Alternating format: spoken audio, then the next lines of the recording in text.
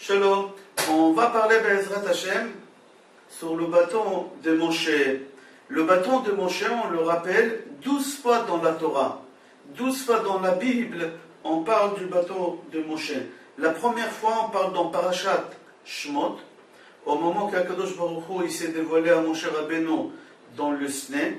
La deuxième fois, on parle dans Parashat Va'era. On voit 4 fois le bâton de Moshe dans Parashat Va'era. La troisième fois dans Parashat Bo, on voit là-bas une seule fois le bâton de Moshe.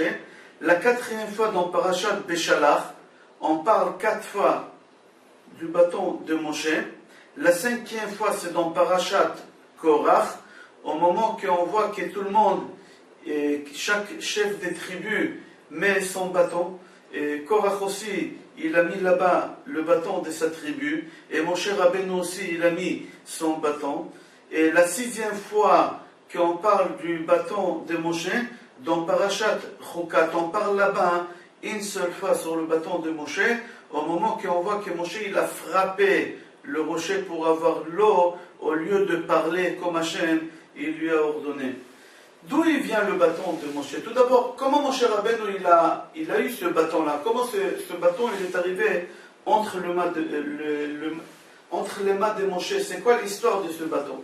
C'est marqué dans Pirkei de Rabbi Eliezer, Perek Mem, Amar Rabbi Levi. Rabbi Levi dit que ce bâton, il a été créé vendredi, au dernier moment, avant la rentrée de Shabbat. C'est une Mishnah, Pirkei Avot, 5e chapitre, c'est marqué là-bas, Asarat Varim, Nivreu, Be'erev Shabbat Ben Hashmashot. 10 choses Akadosh Baruch Hu, il a créé vraiment au dernier moment, avant la rentrée de Shabbat. Et parmi ces 10 choses, on voit le bâton de Moshe, qu'Akadosh Baruch Hu, il a créé, et Akadosh Baruch Hu, il a donné ce bâton à Gan Eden, il a donné ça à Adam Arishon, à Adam. À Adam, il a transmis à Chanoch, Chanoch Metushelach, Metushelach, il a donné à Noach, Noach, il a donné à Shem, Shem, il a donné à Avraham Avinu, Avraham Avinu, il a donné à Yitzhak, Yitzhak à Yaakov, Yaakov, il a donné, et il a ramené en Égypte avec lui quand il a descendu Shivim Nafesh 70 âmes, et là-bas il a donné à son fils Yosef. Au moment que Yosef il est mort, Yosef a dit qu'au moment qu'il est mort en Égypte, Paro, il a pris tous les biens de Moshe et de Yosef. Paro, il a pris tous les biens de Yosef, et parmi tous les biens de Yosef, il y en avait aussi le bâton. Et un des conseillers des Paro, c'était Yitro, le beau-père de Moshe Rabbeinu. Et Yitro, il a vu ce bâton-là, il l'a pris, et il l'a ramené avec lui à Midian, et il a planté ce bâton dans son jardin. Et c'est comme ça, hein, ce bâton est arrivé dans le monde, qu'Akadosh Baruch Hu il a donné à Adam Arishon, à Chanoch, etc., jusqu'à ce qu'il s'est arrivé chez Yitro. Yitro, il a vu ce bâton chez Paro, et il n'arrivait pas à lire ce qui est marqué sur sur ce bâton-là. Et là-bas c'est marqué Datzach Adash Be'achav. C'est les 10 plaies que Moshe Rabbeinu il a ramené sur Égypte. Mais c'est marqué là-bas Berachet Tevot Datzach, Dam Tzvardei Akinim, Adash, Aïn, etc. Datzach Adash Be'achav. Les 10 plaies. Et personne n'a réussi à lire ce qui est marqué sur le bâton. Yitro, avec toute sa sagesse, tous les conseillers des parents, personne n'a pu comprendre et a pu lire et a pu déchiffrer ce qui est marqué sur ce bâton-là.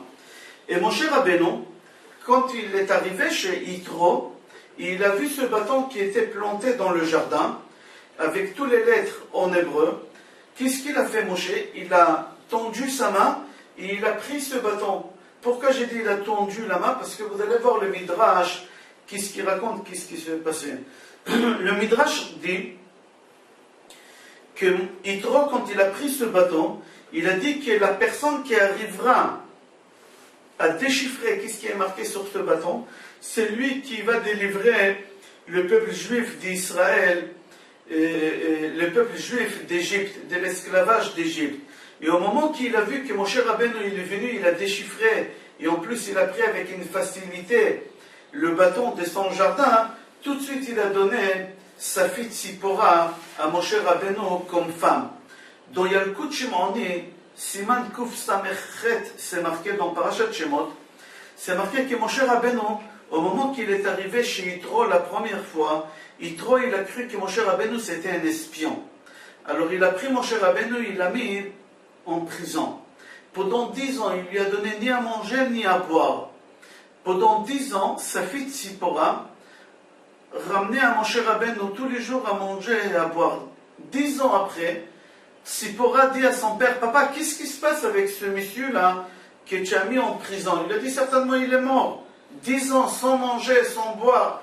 Alors la fille lui dit, papa, tu sais, ce bonhomme que tu as mis en prison, c'est un juif, c'est un hébreu. Et ce peuple-là, c'est un peuple unique. Et là, elle a commencé à lui citer tous les miracles que les juifs ils ont eus, qu'Avraham Avinu, on l'a jeté dans la fournaise, et il n'est pas brûlé. Moshe Rabbeinu, on a voulu le couper la tête, et son épaule, et sa nuque, elle est devenue en marbre, etc. Il lui a dit certainement il y a un miracle. Alors il dit à sa fille, viens, on va aller voir. Et il va dans la prison, il était sûr et certain de trouver Moshe Rabbeinu mort après 10 ans, et il voit que Moshe Rabbeinu, il était en train de prier, de faire sa prière. Et tout de suite, il a fait sortir Moshe Rabbeinu, il l'a ramené chez un coiffeur, il l'a ramené à se laver, et au moment que Moshe Rabbeinu, il est rentré à la maison d'Yitro, il est sorti dans le jardin pour prier, parce qu'à la maison, il ne pouvait pas, il avait trop d'idolâtrie. Il sort dans le jardin pour remercier Hachem, et il voit le bâton là-bas. Et là, il prend le bâton avec une facilité, parce qu'Yitro, le Midrash, il y a le coup de Shimon, on dit que Yitro a dit, c'est lui qui pourra arracher ce bâton-là, alors je lui donnerai ma fille. Tout le monde, ils ont essayé, tous les habitants des Midian, ils ont essayé d'arracher. Personne n'a pu arracher ce bâton-là. Moshe Rabbeinu, il vient, il arrache avec une facilité, le Midrash dit, on dirait comme quelqu'un qui arrache une herbe. Comme ça, il a arraché. Alors là, Yitro, il a compris que Moshe Rabbeinu, c'était un tzaddik, c'est lui le sauveur des béné Israël, et il lui a donné sa fille. Et il lui a donné sa fille, et il lui a donné aussi le bâton, qu'il était planté dans son jardin, il a donné à Moshe Rabbeinu, et c'est le bâton qui a été créé vendredi, quelques minutes avant Shabbat.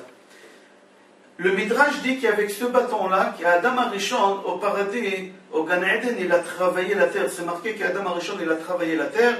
Le premier outil qu'Adam Arishon, il a utilisé pour travailler la terre, c'était avec ce bâton-là. Et après, il a transmis d'un à l'autre, comme on a dit tout à l'heure. Amar Rabbi Yehuda, le Midrash continue, dit, Mishkalo Shelamate, le poids de ce bâton-là, qu'il était en snapirion, c'était une pierre très rare, c'est comme un genre de marbre transparent, et qu'on avait du mal à l'époque trouver cette pierre-là, et le bâton il était fait de cette pierre-là, il posait Arba'im Se'a. Il continue, il dit Ve'asara makot charutim bo begematria. Et les 10 plaies, ils étaient écrits sur ce bâton-là. Amar HaKadosh Baruch Hu le Moshe Rabbeinu. Rabbi Yehuda dit dans le Midrash qu'HaKadosh Baruch Hu il a dit à Moshe Rabbeinu, avec ces codes-là, tu vas ramener les 10 plaies sur les Égyptiens. Yonatan ben Oziel dit que sur le bâton, mis à part les 10 plaies, c'était écrit aussi autre chose là-bas. C'est quoi? La première chose, c'était le vrai nom de Hachem qui se compose de 72 lettres, Shem HaMefouraj. Les 3 patriarches, les 6 matriarches, Sarah, Rivka, Rachel, Léa, Zilpa et Bilha, et les 12 tribus. Alors, on pose la question, pourquoi le bâton de Moshe, on l'appelle Maté et pas Makel? Le mot bâton en hébreu, normalement ça se dit Makel, comme on voit chez Yaakov. Chez Yaakov, c'est marqué là-bas, Ki bemakle avarti et ayarden azeh. Avec mon bâton, j'ai traversé ce fleuve. Et ici, chez Moshe Rabbeinu, on n'appelle pas Makel, on l'appelle Maté. Il faut savoir qu'en hébreu, ils ont les mêmes significations, mais ce n'est pas les mêmes racines. Qu'on peut comprendre Maté autrement. Maté, c'est lehatot, c'est diriger. Alors, le Midrash dit pourquoi on a appelé ça Maté, ça veut dire aussi bâton, et ça veut dire aussi diriger. Pourquoi? Parce qu'avec ce bâton-là, Moshe Rabbeinu, il a dirigé le cœur des béné Israël vers Akadosh Baruch Hu. On va revenir à notre Mishnah des Pirkei Avot, 5e chapitre. On a dit là-bas 10 choses Akadosh Baruch Hu il a créé vendredi soir quelques minutes avant la rentrée des Shabbat. Et c'est quoi les 10 choses? Pi Haaretz, la bouche de la terre. Pi Be'er, la bouche des puits, le puits de Myriam. Pi Haaton, la bouche de l'ânesse. Si vous remarquez ici, c'est marqué 3 fois pi. D'après la Kabbale, vous pouvez voir mon cours sur Parashat Shlach Lecha.